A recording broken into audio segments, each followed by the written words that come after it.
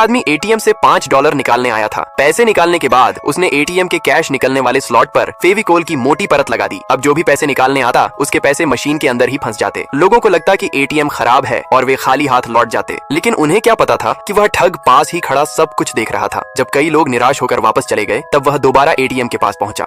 उसने अपना कार्ड डाला, पासवर्ड दर्ज किया, फिर मशीन पर 2 जोरदार मुक्के मारे। अगले ही पल अंदर फंसे नोट झरने की तरह बाहर निकलने लगे। दूसरों के पैसे अब उसके हो चुके थे। अब इस खूबसूरत लड़की को देखिए, वह जानबूझकर सड़क पर गिरने का नाटक करती है और एक राहगीर से टकरा जाती है। उसी दौरान वह बड़ी सफाई से उसका बटुआ चुरा लेती है। फिर बिना किसी को शक हुए वह बटुआ अपने साथी लाओ बाई को पकड़ा देती है। दोनों की जोड़ी इतनी शानदार थी कि किसी को भनक तक नहीं लगती थी। ऐसे ही रोज नए नए हथकंडे अपनाकर इस ठगों की टीम ने आखिरकार $50 लाख इकट्ठा कर ली। लेकिन उनका असली लक्ष्य अभी बाकी था। वे एक बहुत बड़ी मछली फंसाना चाहते थे। उनका निशाना था एक अमीर आदमी जो एक वेटर शियाओ फेई का बटुआ उठा ले गया था। लेकिन उसके करीब पहुंचना आसान नहीं था। तभी लाओ बाई ने एक चाल चली। उसने एक बटुआ जमीन पर फेंक दिया, फिर उसे उठाकर अमीर आदमी को लौटाने पहुंचा। लेकिन अमीर आदमी ने कहा कि यह बटुआ उसका नहीं है। इसके बाद दोनों ने बटुए के असली मालिक का पता लगाया और उसे लौटाने के लिए उसके घर पहुंच गए। दरवाजा खोलने वाला कोई और नहीं बल्कि टीम का सरगना शियाओ हे था। शियाओ हे ने तुरंत उन्हें धन्यवाद के तौर पर पैसे देने चाहे। अमीर आदमी बस औपचारिकता में मना ही कर रहा था कि तभी एक आदमी एक बड़ा बॉक्स लेकर पहुंचा जो डॉलरों से भरा हुआ था। यह देखकर अमीर आदमी की आंखें चमक उठी। वह सोचने लगा कि आखिर शियाओ हे करता क्या है। तब शियाओ हे ने बताया कि यह सब शेयर निवेश से हुआ मुनाफा है। जब दोनों ने धन्यवाद की रकम लेने से इनकार कर दिया तो उसने कहा, अगर चाहो तो मैं यही पैसे तुम्हारे लिए निवेश कर सकता हूँ। शुरुआत में अमीर आदमी ने इस बात पर ज्यादा ध्यान नहीं दिया, लेकिन कुछ दिनों बाद उसे और लाओ बाई को निवेश का मुनाफा मिला। उनके $200 बढ़कर कई $1000 बन चुके थे। अब अमीर आदमी के मन में लालच पैदा हो चुका था। ये देखकर लाओ बाई ने पूछा, इस निवेश में कोई जोखिम तो नहीं है? शियाओ हे मुस्कुराया और बोला, बिल्कुल नहीं।